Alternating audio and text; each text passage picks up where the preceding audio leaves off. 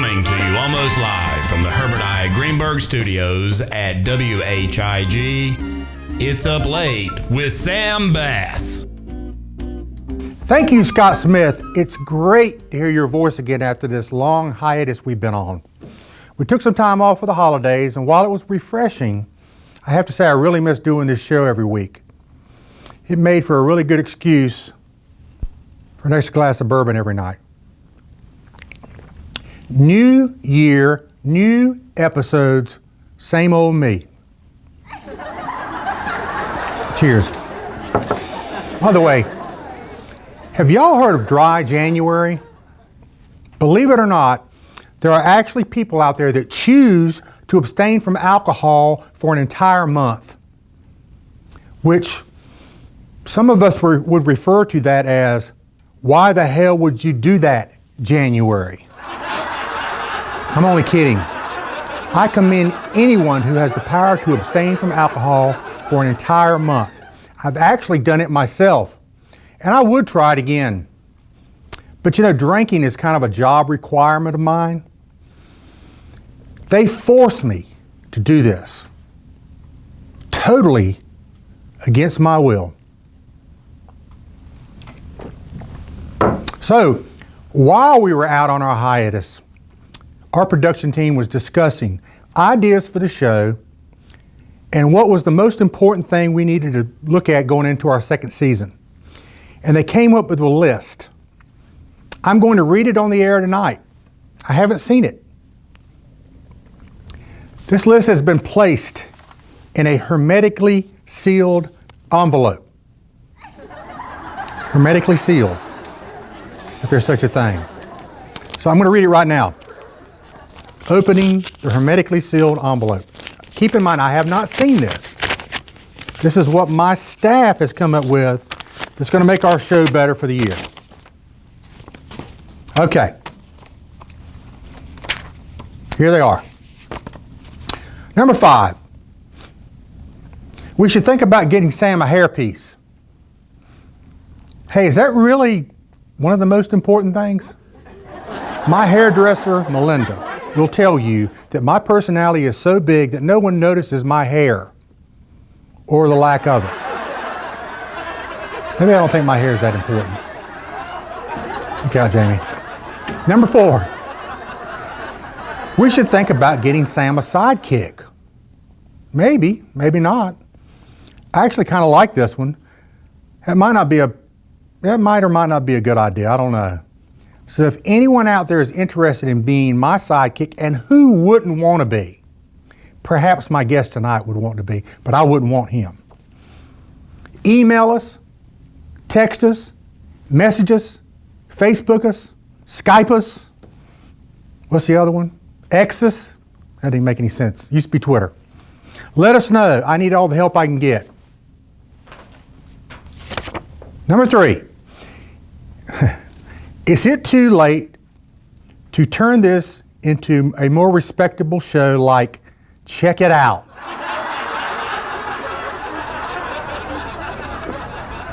I think that ship has sailed. Look out, Jamie. Number 2. Can we convince Will Ferrell to reschedule again? Again, y'all might remember we have had Will Ferrell scheduled to come on the show a couple times. You know, and every time we run out of time for him. Last time he seemed pretty angry. What is this, amateur hour? See? He's not returning my calls, not returning my messages. So if anyone out there knows Will Ferrell, tell him we're sorry. Tell him to reach out to us and we will reschedule him as soon as possible. Maybe we can get a special hour-long episode for him. You know, Greg Fishel got an hour, and Greg Fishel and Will Ferrell are kind of both up there together. Greg Fishel, Will Ferrell, we'll see. All right. Number 1. Now the number 1 most discussed item discussed behind my back, that is, we're going to need a bigger liquor budget. Definitely. We actually need a liquor budget, Sandra. So, moving on. So during the break, I had some time on my hands to think about my life. Things I regret saying, some things I don't regret saying. My mind kept going back to one particular person, someone I think you all may know and may or may not love. I know I use this guy as a punching bag a lot on the show, but he's really a great guy. Do I have to say that? Anyway, I've decided, I wrote a little poem about him. Would y'all like to hear it? Look at that response. Okay, here it is. Where'd I put it? Here it is. Here's the poem. You're in for a real treat, folks. Okay. There lives a fellow named Check who would probably like to wring my neck. When my show comes on, it's time for booze. But when his show comes on, it's time to snooze. I know I've thrown him a jab on the verbal sort, but he's proven to be a pretty good sport. Although he'll never admit that I'm the man, I know deep down that he's my biggest fan. And so, dear John, I wish you luck. You're not so bad for a grumpy old... Don't stop on my camp. John Check, what are you doing here? I came to defend myself. Okay, well, sit down and we will talk about it. Yes, sir, I will. John Check, ladies and gentlemen, in person. I've never really seen him in person. I've only seen him on TV. He's very elusive. So That's me, Dr. Elusive. that's you. That's you.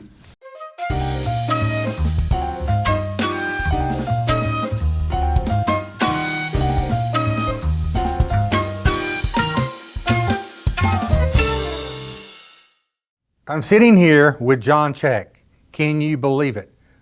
John, thank you so much for coming on the show finally. Well, finally, I came when you invited me.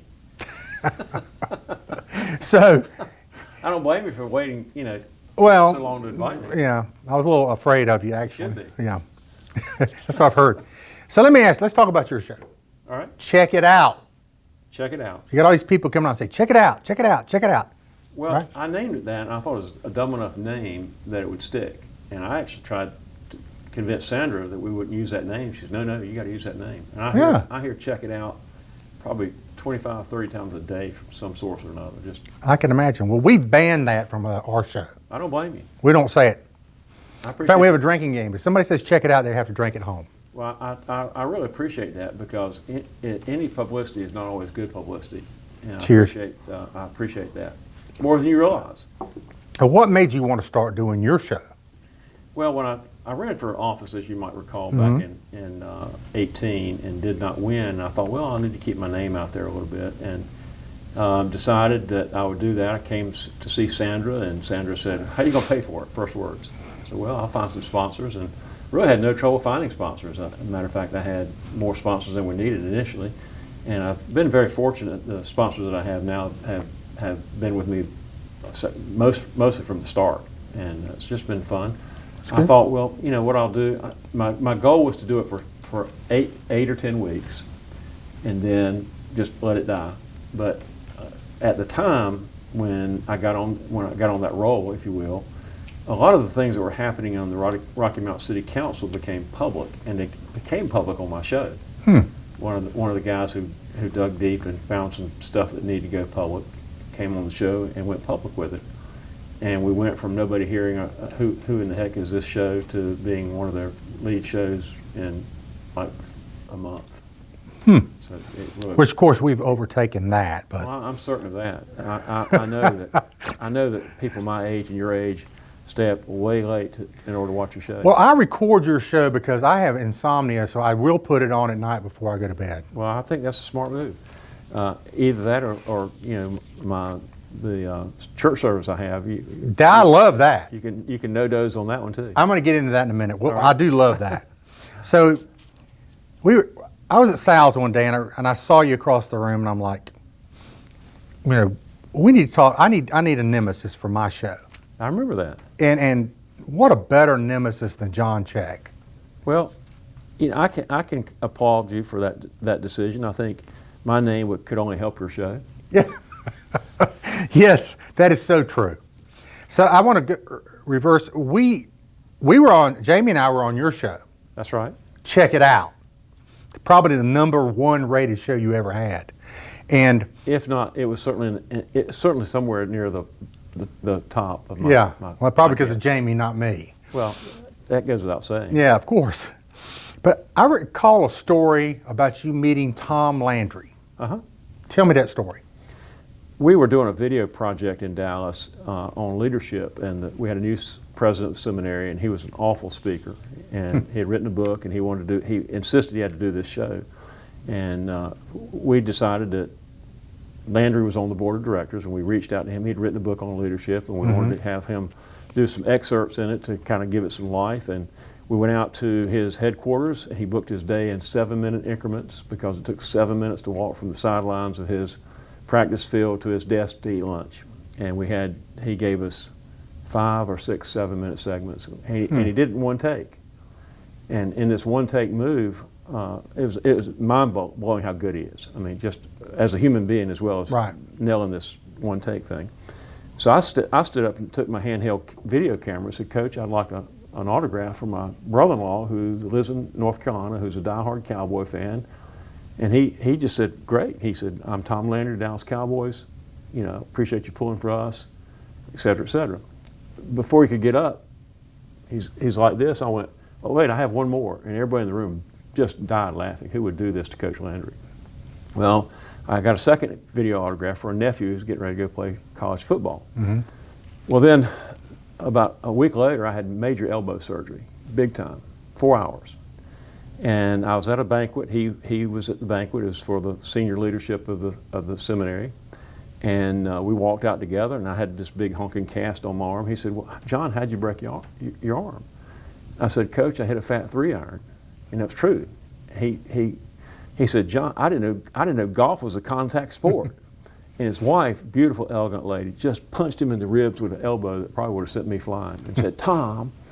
Well, from then on, when he was on campus, and he was on campus a lot during the off season, and I'm a big, tall guy, and he would see me across the campus, and he'd wait, "Hey, John, how you doing, buddy?" And all my friends like, how do you know this guy? So it's kind of fun experience for me. That's very cool. Now, recently, I don't know if y'all saw him, but he was on the morning show, and he wore a Dallas Cowboys sweatshirt. I did that for you. Just to poke fun at me because he knows I hate him.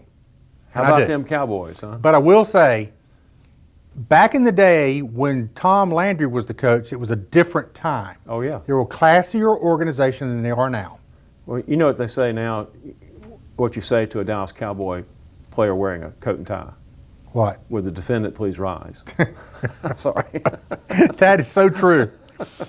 So I want to talk about, you've got a book here you've written, and this one actually, folks, is autographed to me. I feel so privileged. This is more of a pamphlet than a book. Well, just kidding, it's not. I appreciate that too.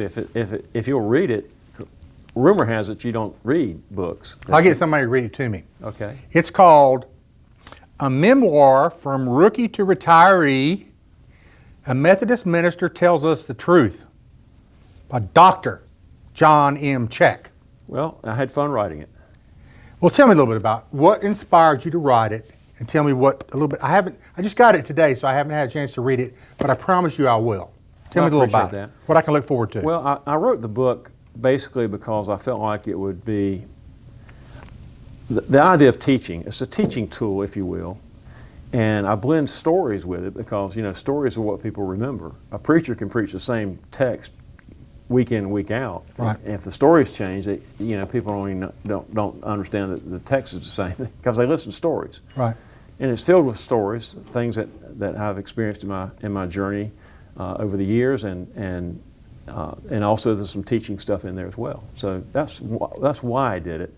And I really wanted to bring out the best of some of the churches I've served and talk candidly about some of the challenges I faced as a minister. And well, speaking of being a minister, believe it or not, every Sunday I watch you. 11 o'clock on WHIG, watch his sermon because it's great. I really mean that. Thank you. And there's a story you touched on during one of your sermons that I wanted to ask you about. All right. You were teaching a class at Wesleyan, Uh-huh. and it's about judging a book by the cover. Oh, boy, what a great story that is. Please tell it. Well, I was teaching a Religion 101 class. It was a 8 o'clock class or 8:30 class, and week after week, this, I call him a knucklehead, would come in, had all this bling on, had baggy pants, and he walked across, he'd walk right in front of me, right across the room, and he could sit over by the door and not disturb anybody. He just wouldn't do that. He'd walk all the way across the room, plop in his chair, and open his book. And he always came in 5 to 10 minutes late. And I thought, what a knucklehead. Well, then one of our first assignments was to write out your spiritual journey. Talk about your life and your understanding of God and Christ. And he wrote a story that just brought me to tears. And I realized that I had prejudged this guy in a very unfair way based on how he looks. And, you know, for heaven's sake, John, I know the scripture says God looks on the heart, we look on the outside. And I was embarrassed by that, by my attitude, if you will. And then several years later, did I tell this? Several years later, I bumped into him at a restaurant here in Rocky Mount. And he'd graduated from the school, and he got up out of his chair, came over to my table, and I stood up to shake his hand. And he gave me a hug and said, thank you for being such a wonderful professor. I learned more in your class, and I just really, really enjoyed your class. And I was blown away by him even doing that, first of all. And I certainly didn't feel worthy of it based on how I'd reacted to him initially. But I learned a lot that day. I learned a lot that day. Well, you know, it just goes to prove you cannot judge a book by the cover. Don't judge that book by the cover either, by the way. Okay, I won't. It looks like a good book, it really does, and I can't wait to read it. But I will tell y'all, the thing about John's sermon I really enjoy, he blends everyday life with the scripture, which is great. Yeah. And I really do appreciate it. We watch him every Sunday. I really do. I'm not just lying. So I'm going to get into something. We're going to change gears a little bit. So our crack research team. Uh-oh. Yeah, you ran Your for research team on crack? Is that what you? Yes. You ran for office a while back. We found out that you did not complete the Ballotpedia survey. Oh, really? That's what they found out. Huh, how about that? They, not me. So we decided to survey ourselves I know where this is going. and ask you a few questions here on the show. All right. It's important for voters to know who you are in case you ever decide to run again. Well, that's not going to happen, but go ahead with your bad self here. Okay, I need some short answers, so we're probably running close on time here. All right, you got short answers. What areas of public policy are you personally passionate about? Public policy, Public policy. I would say defending our borders. Okay, I agree. Okay, number 2. What are the main points you want voters to remember about you and your candidacy? I worked hard. I knocked on 9,500 doors in Nash County. I wore out a pair of shoes knocking on doors, and I just really learned a lot from that experience. I gained far more from that than I gave. I learned so much from the people of Nash County. Very good. Have you ever had a speeding ticket? Yes. I'm not surprised. I've had a lot of them myself. The last one I had was in 1977. I wasn't even born then, folks. Yes, I was. Yeah. You need a little more of that. You won't care if you were born. So here's a good one. Would you rather eat dinner at a fancy restaurant with Joe Biden or lunch at McDonald's with Donald Trump? Lunch at McDonald's. I knew that. That's a no-brainer right there. My reason for that is Joe Biden wouldn't remember me when he walked out of the restaurant. I'd be wasting my time. No question about that. So one more question. All right. This is very important. You got it. Our friendship could hinge on this answer. Okay. I didn't realize our friendship was that shallow, but go ahead and take it. It is. Do you like pickleball? Be honest. I've never played. Okay. I like the concept. And the reason I like What's the concept mean? Well, the concept is old guys like you can go out there without hurting themselves and have fun. I got you. I hate pickleball. Do you? I do. I'm starting an anti-pickleball league as we speak. I like that. So we're going to move past that. So our crack research team has found a few pictures I'm going to ask you about. All right. People don't like it, but I point a lot. I can handle it. Okay. So I want to ask you what you're doing in these pictures. The first one, you had some car trouble, it looks like. Was that you changing a tire? Well, actually, I was showing off picking up a car. You know, back in the day, Volkswagen. What are you, Arnold Schwarzenegger? Yes. Volkswagen Beetles, the engine's in the back. And I Right. was showing off picking up the front of this car, and the next The day, light part of it. yeah, and the next day I had terrible back spasms and ended up, couldn't stand up, and a friend thought I was playing around, and he put his knee in my back and stood me up, and 20 minutes later I was at Forsyth Hospital in the emergency room. So, yeah. Okay. That Volkswagen you probably will show is the original Volkswagen, and that was taken at a 50th class reunion. Yeah. Well, that's cool that you can lift up a Volkswagen. Maybe I need to lighten up on you a little bit. Well, you don't want to duke it out with me. I don't? No. Okay. Okay, so I have no words for the next one. It speaks for itself. Yeah, I think that does truly speak for itself. You know what I was thinking when I was doing that one? I was thinking one day I'll be on your show. That's it. Wrong picture. Yeah, I was thinking one day I'll See, I told y'all. One day I'll be on your show, and this was my gift to you. And so I've got one more. Is this next picture a Joe Biden Halloween costume? And which picture are you showing? This one. No, I was celebrating Memorial Day, and I have been an avid bicyclist since I was 38 years old, and I've logged in approximately 85,000 miles on a bicycle. So I really ride every chance I get. This is Memorial Day. My salute to the flag. Did you fall off your bike like Biden did? I've been knocked off my bike by a motorist, and I've had a gun waved in my face. I've had marbles thrown at me. I've had a beer bottle chucked at me. I've been dog bit twice, all in the name of fun. Daggone. John, what is the deal with this picture? Well, you know, I like jalapeno peppers. I know that. And I think that picture was probably taken the night we went out to eat when you were coming on my show. It is? And I think your administrative assistant, your boss, the production, The brains. yeah, dared me to do this. And I ate a big jalapeno pepper, and I think I hiccuped a time or two. It was hot, but I love them. I know that. I found that out that night. Yeah. Hey, look, thanks again, John. Really appreciate you joining us. I want to tell you, every Thursday night at 10 o'clock, join us right here on WHIG.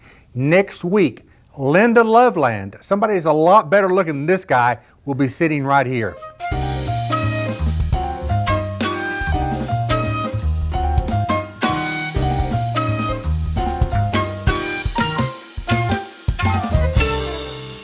Hey, I want to thank my good friend John Check for joining us this week. Next week, we've got a very special guest, and she's actually about as tall as John and a lot better looking, Linda Loveland. So join us every Thursday night at 10 o'clock right here on WHIG. See you soon.